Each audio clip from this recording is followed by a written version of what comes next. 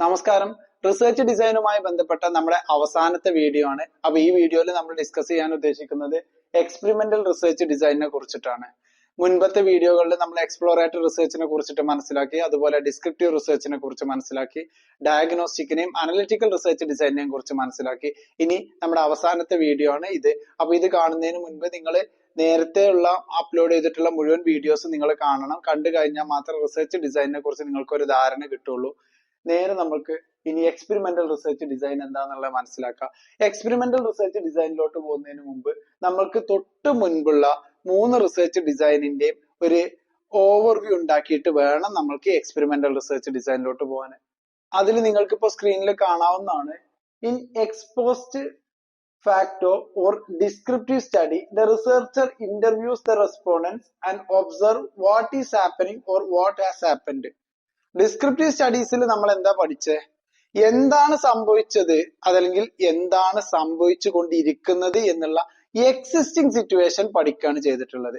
ഇനി നമ്മൾ രണ്ടാമത്തെ പോയിന്റിലോട്ട് നോക്കിക്കഴിഞ്ഞാൽ നിങ്ങൾക്ക് മനസ്സിലാവും, diagnostic or analytical study has the potential of discovering association or causality. Diagnostic or analytical സ്റ്റഡിയിലോട്ട് നമ്മൾ വരുന്ന സമയത്ത് അവിടെ എന്തുകൊണ്ട് ഇത് സംഭവിക്കുന്നു, അതല്ലെങ്കിൽ എങ്ങനെ ഇത് സംഭവിച്ചു എന്നുള്ളതാണ് നമ്മൾ പഠനം നടത്തിയത്. എന്നാൽ അതിന് തീർത്തും വ്യത്യസ്തമായിട്ടുള്ള ഒരു കാഴ്ചപ്പാടാണ്, അതല്ലെങ്കിൽ വ്യത്യസ്തമായിട്ടുള്ള ഒരു രീതിയാണ് എക്സ്പെരിമെന്റൽ സ്റ്റഡീസിൽ വരുന്നത്.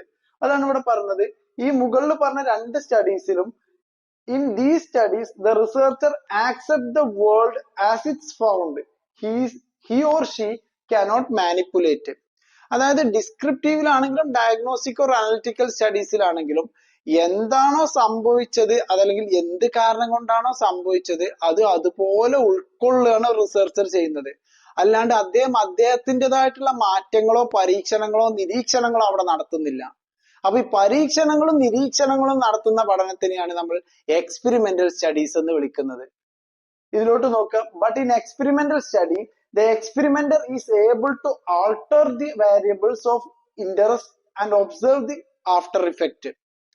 അതായത് എക്സ്പെരിമെന്റൽ സ്റ്റഡീസിലോട്ട് വരുമ്പോൾ എക്സ്പെരിമെന്റർ, അതായത് എക്സ്പെരിമെന്റ് നടത്തുന്ന റിസർച്ചർക്ക് അതിലെ വേരിയബിൾസിനെ, അതിലെ വസ്തുക്കളുടെ മുകളിൽ അദ്ദേഹത്തിന് ഇൻഫ്ലുവൻസ് ചെയ്യാൻ പറ്റുകയും അതിൽ അദ്ദേഹം മാറ്റം വരുത്തിക്കൊണ്ട്, അതല്ലെങ്കിൽ ചേഞ്ചസ് വരുത്തിക്കൊണ്ട് അതിന്റെ ഔട്ട്കം എന്താണെന്ന് നിരീക്ഷിക്കുകയും കൂടെ ചെയ്യുന്നുണ്ട്. ഇത് പറയുമ്പോഴും കുട്ടികൾക്ക് ഡൗട്ട് ഉണ്ടാവും. ഡൗട്ടുകളൊന്നും വേണ്ട, നമ്മൾ ഇത് ക്ലിയർ ആയിട്ട് മനസ്സിലാക്കും. അടുത്തൊരു പോയിന്റ് വരുന്നത്, experiments are studies involving intervention by the experimenter. അപ്പോൾ എക്സ്പെരിമെന്റൽ സ്റ്റഡീസ് എന്ന് പറയുന്നത്, അതായത് എക്സ്പെരിമെന്ററുടെ ഇന്റർവെൻഷൻസ് വരുന്ന പഠനങ്ങളെയാണ് എക്സ്പെരിമെന്റൽ സ്റ്റഡീസ് എന്ന് പറയുന്നത്. ഇനി ഈ ഒരു സ്ലൈഡിലെ 3-ാമത്തെ പോയിന്റിലോട്ട് പോയി കഴിഞ്ഞാൽ, the usual type of intervention is to manipulate the setting or situation through independent variable. അദ്ദേഹം സാധാരണ കേസിൽ ഇന്റർവെൻഷൻ നടത്തുന്നത് ഇൻഡിപെൻഡന്റ് വേരിയബിൾസ് മാനിപ്പുലേറ്റ് ചെയ്തുകൊണ്ടാണ്. വിദ്യാർത്ഥികൾക്ക് ഇത് ഈസി ആയിട്ട് മനസ്സിലാക്കാൻ വേണ്ടിയിട്ട് ഞാനൊരു എക്സാമ്പിൾ പറയാം. നമ്മളെല്ലാവരും വിദ്യാർത്ഥികളാണ്. അപ്പോ നമ്മളുടെ പരീക്ഷയിൽ കിട്ടുന്ന മാർക്കും നമ്മുടെ പഠനത്തിന്റെ സമയവും തമ്മിൽ ബന്ധമുണ്ടാന്നാ നോക്കുന്നത്. അപ്പൊ ഇതൊരു റിസർച്ചർ ഒരു റിസർച്ച് ടോപ്പിക് ആയിട്ട് തന്നെ പഠനം നടത്തുക നിങ്ങൾ വിചാരിക്കുക. കുട്ടികളുടെ സ്റ്റഡി ടൈമും അവരുടെ മാർക്കും തമ്മിൽ റിലേഷൻ ഉണ്ടോ എന്നുള്ളത്.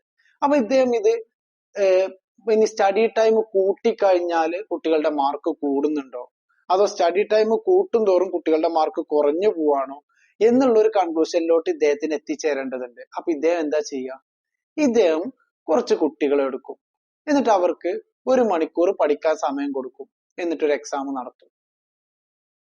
അപ്പോ ഇവിടെ എക്സാമിൽ കിട്ടുന്ന മാർക്ക് എന്ന് പറയുന്ന ഡിപ്പെൻഡന്റ് വേരിയബിള് സ്റ്റഡി ടൈം എന്ന് പറയുന്ന ഇൻഡിപെൻഡന്റ് വേരിയബിളിനെ ആശ്രയിച്ചുകൊണ്ടാണ്.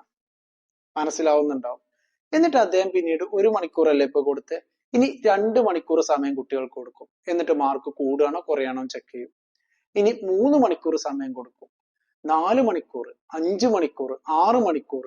അപ്പൊ ഇദ്ദേഹം ഇതില് വേരിയബിൾസ്, ടൈം എന്ന് പറയുന്ന ആ ഒരു വേരിയബിളില് മാറ്റം വരുത്തിക്കൊണ്ട് ഔട്ട്പുട്ടിൽ എന്ത് ചേഞ്ച് വരുന്നുള്ളത് ഒബ്സർവ് ചെയ്യുക ചെയ്യുന്നത്. അവിടെ ഇദ്ദേഹം ടൈമിൽ മാറ്റം വരുത്തുന്ന ആ പ്രോസസ്സിനെയാണ് നമ്മൾ റിസർച്ചർ വേരിയബിൾസിൽ മാനിപ്പുലേറ്റ് സാധ്യതയുണ്ട്, അതായത് വേരിയബിൾസ് മാനിപ്പുലേറ്റ് ചെയ്യുന്നുണ്ട് എന്ന് പറഞ്ഞാൽ, മാനിപ്പുലേറ്റ് ചെയ്യുക എന്ന് പറഞ്ഞാൽ നമ്മള് സാധാരണ മീനിങ്ങിലുള്ള മായം ചേർക്കുക അങ്ങനെയുള്ള മീനിങ് അല്ല. റിസർച്ചർ ഇൻഡിപെൻഡന്റ് വേരിയബിൾസിൽ ചേഞ്ച് വരുത്തിക്കൊണ്ട് ഡിപ്പെൻഡന്റ് വേരിയബിൾസിൽ എന്ത് മാറ്റാണ് വരുന്നത് എന്നുള്ളത് ഒബ്സർവ് ചെയ്യുന്നുണ്ട്. അപ്പൊ ഇത്തരത്തിലുള്ള പഠനങ്ങളെയാണ് എക്സ്പെരിമെന്റൽ സ്റ്റഡീസ് എന്ന് പറയുന്നത്. പരീക്ഷണ നിരീക്ഷണങ്ങളിലൂടെ നടക്കുന്ന പഠനങ്ങളെ നമുക്ക് എക്സ്പെരിമെന്റൽ സ്റ്റഡീസ് ആയിട്ട് കണക്കാക്കാം. ഇനി അതിലോട്ട് വരുമ്പോൾ ഒരു എക്സ്പെരിമെന്റൽ സ്റ്റഡിയിൽ 3 ബേസിക് റിക്വയർമെന്റ്സ് ഉണ്ട്. പ്രധാനമായിട്ടും 3 റിക്വയർമെന്റ്സ് ആ ഉള്ളത്. അതിൽ ഒന്നാമത്തത് പറയുന്നത് അവിടെ നമ്മൾ പറഞ്ഞ പോലെ ഒരു ഇൻഡിപെൻഡന്റ് വേരിയബിളും വേണം, ഒരു ഡിപ്പെൻഡന്റ് വേരിയബിൾ വേണം. നമ്മുടെ കേസിൽ ഒരു ഇൻഡിപെൻഡന്റ് വേരിയബിൾ എന്ന് പറയുന്നത് കുട്ടിന്റെ സ്റ്റഡി ടൈം, അതിനെ ഡിപ്പെൻഡ് ചെയ്തുകൊണ്ടാണല്ലോ മാർക്ക്. ഡിപ്പെൻഡന്റ് വേരിയബിൾ എന്ന് പറയുന്നത് കുട്ടിക്ക് കിട്ടുന്ന മാർക്ക്. അപ്പൊ 2 വേരിയബിൾ, ഒന്നാമത്തെ റിക്വയർമെന്റ് നമുക്ക് ക്ലിയർ ആണ്. ഡിപ്പെൻഡന്റ് വേരിയബിളും വേണം, ഇൻഡിപെൻഡന്റ് വേരിയബിളും വേണം. രണ്ടാമത്, the relationship of independent and dependent variable, the order of occurrence of variable is important. അതായത് നമുക്കറിയാം ഇൻഡിപെൻഡന്റ് വേരിയബിളും ഡിപ്പെൻഡന്റ് വേരിയബിളും തമ്മിൽ റിലേഷൻഷിപ്പ് ഉണ്ട്. പക്ഷെ ഇതിന്റെ ഓർഡർ ഓഫ് ഒക്കറൻസ് ഇമ്പോർട്ടന്റ് ആ. അതായത് ആദ്യം മൂവ് ചെയ്യേണ്ടത്, ആദ്യം നടക്കേണ്ടത് ഇൻഡിപെൻഡന്റ് വേരിയബിളാ. കുട്ടിയുടെ പഠന സമയത്തിൽ വരുന്ന ചേഞ്ചസ് ആണ് ആദ്യം നടക്കേണ്ടത്. അതിനുശേഷം മാർക്കിൽ ചേഞ്ചസ് വരാൻ പാടുള്ളൂ. അതായത് മാർക്കിൽ ചേഞ്ചസ് വരുത്തിയിട്ടല്ല പഠന സമയത്തിൽ, മാർക്കിൽ ചേഞ്ചസ് അല്ല ആദ്യം സംഭവിക്കേണ്ടത്, പഠന സമയങ്ങളിലുള്ള ചേഞ്ചസ് ആണ്. അതായത് ഇൻഡിപെൻഡന്റ് വേരിയബിളില് ചേഞ്ചസ് ആണ് ആദ്യം സംഭവിക്കേണ്ടത്. ആ ചേഞ്ചസ് എങ്ങനെ ഡിപ്പെൻഡന്റ് വേരിയബിൾ ആയിട്ടുള്ള കുട്ടിയുടെ മാർക്കിനെ അഫക്ട് ചെയ്യുന്നു എന്നുള്ളതാണ് നോക്കേണ്ടത്. അഥവാ അവിടെ ഒരു ഓർഡർ ഓഫ് ഒക്കറൻസ് ഉണ്ട്. ആദ്യം സംഭവിക്കേണ്ടത് ഇൻഡിപെൻഡന്റ് വേരിയബിളിൽ വരുന്ന ചേഞ്ചസും രണ്ടാമതാണ് ഡിപ്പെൻഡന്റ് വേരിയബിളിൽ ഈ ചേഞ്ചസ് റിഫ്ലക്ട് ചെയ്യുകയും ചെയ്യുന്നത്. ഇനി മൂന്നാമതായിട്ട് പറയുന്നത് the experimenter must be sure that other extraneous factors do not influence the dependent variable. അതായത് നമ്മൾ കുട്ടിയുടെ മാർക്ക് എന്ന് പറയുന്ന ഡിപ്പെൻഡന്റ് വേരിയബിളിനെ അഫക്ട് ചെയ്യുന്ന ഒരു വേരിയബിൾ ആയിട്ട് കണക്കാക്കിയത് ഇൻഡിപെൻഡന്റ് വേരിയബിൾ ആയിട്ടുള്ള സ്റ്റഡി ടൈം ആണ്. ഇവിടെ റിസർച്ചർ കൃത്യമായിട്ട് ഉറപ്പാക്കേണ്ട ഒരു കാര്യമുണ്ട്. നമ്മൾ പഠനം നടത്തുമ്പം IQ എന്ന് പറയുന്ന ഒരു മൂന്നാമത്തെ വേരിയബിൾ ഉണ്ട്. ഈ ഒരു വേരിയബിൾ കുട്ടിയുടെ മാർക്കിനെ അഫക്ട് ചെയ്യാൻ പാടില്ല. അതായത് നമ്മൾ ഒരേ IQ ലെവലുള്ള കുട്ടികൾക്കിടയിലായിരിക്കണം ഈ പഠന സമയം കൂട്ടുകയും കുറയ്ക്കുകയും ചെയ്യേണ്ടത്. അല്ലാതെ വ്യത്യസ്ത IQ ലെവലിലുള്ള കുട്ടികളാണെങ്കിൽ നമ്മൾ ചിലപ്പോൾ പഠന സമയം കൂട്ടിക്കഴിഞ്ഞാലും അവരുടെ മാർക്ക് കൂടിക്കൊള്ളണം എന്നില്ല.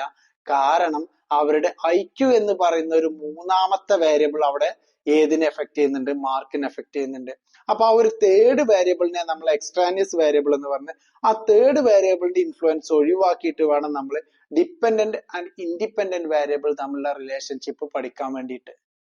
അഥവാ ഡിപ്പെൻഡന്റ് വേരിയബിളും ഇൻഡിപെൻഡന്റ് വേരിയബിളും തമ്മിലുള്ള റിലേഷൻഷിപ്പ് പഠിക്കുമ്പോൾ മൂന്നാമതായിട്ട് ഡിപ്പെൻഡന്റ് വേരിയബിളിനെ എഫക്ട് ചെയ്യുന്ന മൂന്നാമത്തെ, നാലാമത്തെയും അഞ്ചാമത്തെയും വേരിയബിൾസ് ഉണ്ടെങ്കിൽ അതിനെ ന്യൂട്രലൈസ് ചെയ്യലാണ് റിസർച്ചർ ചെയ്യേണ്ടത്. അതാണ് മൂന്നാമത്തെ ഒരു കാര്യം. അല്ലെങ്കിൽ നമ്മൾ ചിലപ്പോ പഠിക്കാൻ കൊടുക്കുന്ന സമയം കൂടുതൽ കൊടുക്കുന്നുണ്ടാവും, കുട്ടീന്റെ മാർക്ക് കൂടുന്നുണ്ടാവില്ല. കാരണം എന്താ? ഈ കുട്ടിക്ക് IQ ലെവൽ എന്ന് പറയുന്ന ഒരു കാര്യം ഇൻഫ്ലുവൻസ് ചെയ്യുന്നുണ്ടാവും. അപ്പൊ ഒരേപോലുള്ള IQ ഉള്ള കുട്ടികൾക്കിടയിലാണെന്നുണ്ടെങ്കിൽ ഇത് വലിയ പ്രശ്നം വരില്ല. ക്ലിയർ ആയിട്ടുണ്ടാവും എന്ന് വിചാരിക്കുന്നത്. ഇനി പറയുന്നത് ഇതിന്റെ ഒരു എക്സാമ്പിൾ ആണ്. A physician administering different medicine on group of patients to find out the most curative medicine.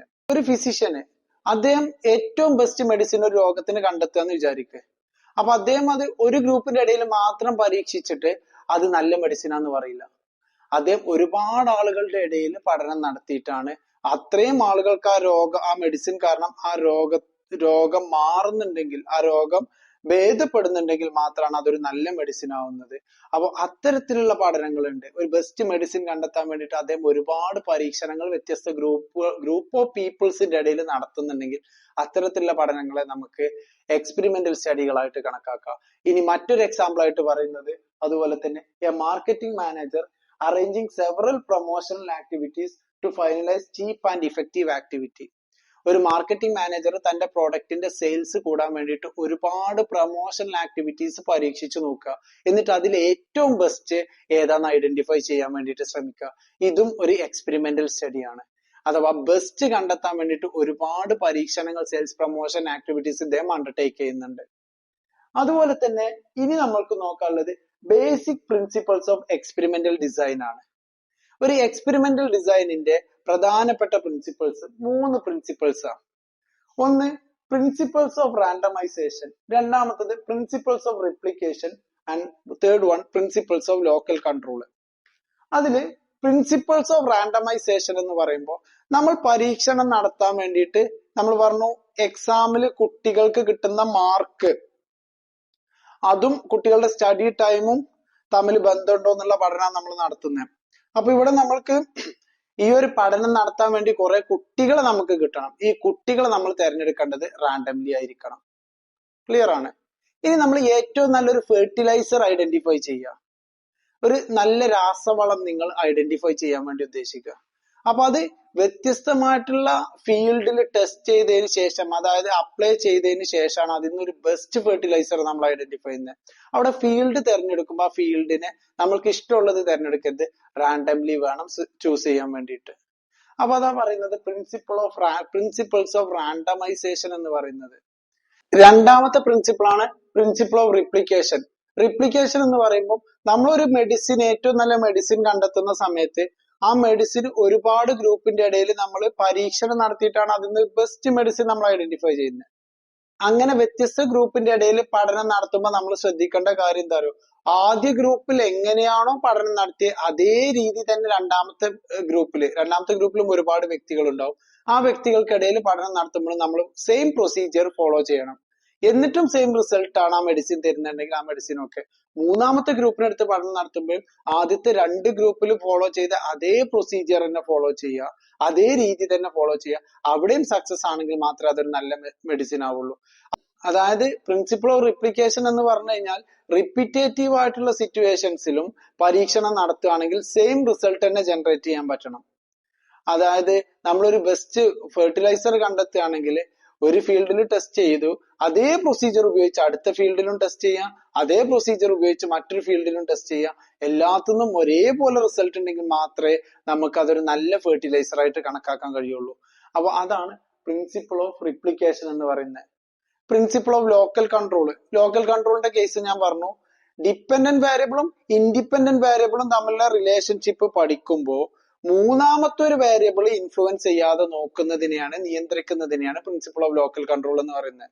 അഥവാ കുട്ടിയുടെ മാർക്കും കുട്ടിയുടെ സ്റ്റഡി ടൈമും ഉള്ള പഠനത്തില് IQ എന്ന് പറയുന്ന മൂന്നാമത്തെ വേരിയബിൾ ആ പഠനത്തെ ഇൻഫ്ലുവൻസ് ചെയ്യാൻ പാടില്ല. അതിനെ നിയന്ത്രിക്കുന്നതിനെയാണ് പ്രിൻസിപ്പിൾ ഓഫ് ലോക്കൽ കൺട്രോൾ എന്ന് പറയുന്നത്. അപ്പൊ ഇത്രയാണ് നമ്മുടെ ഈ ഒരു വീഡിയോയിൽ എനിക്ക് നിങ്ങളുമായിട്ട് സംസാരിക്കാനുള്ളത്. ഇതില് നിങ്ങൾക്ക് എന്തെങ്കിലും ഡൗട്ട്സ് കാര്യങ്ങൾ ഉണ്ടെങ്കിൽ നിങ്ങൾക്ക് താഴെ കമന്റ് ബോക്സിൽ രേഖപ്പെടുത്തുക. ഈ വീഡിയോ നിങ്ങൾക്ക് ഹെൽപ്ഫുൾ ആണെങ്കിൽ നിങ്ങൾ നിങ്ങളുടെ ഫ്രണ്ട്സിനൂടെ ഷെയർ ചെയ്ത് കൊടുക്കുക. അതുപോലെ നിങ്ങൾ ഈ ചാനൽ ഇതുവരെ സബ്സ്ക്രൈബ് ചെയ്തില്ലെങ്കിൽ സബ്സ്ക്രൈബ് ചെയ്യുക, നിങ്ങളുടെ സപ്പോർട്ട് അറിയിക്കുകയും ചെയ്യുക. Okay, thank you.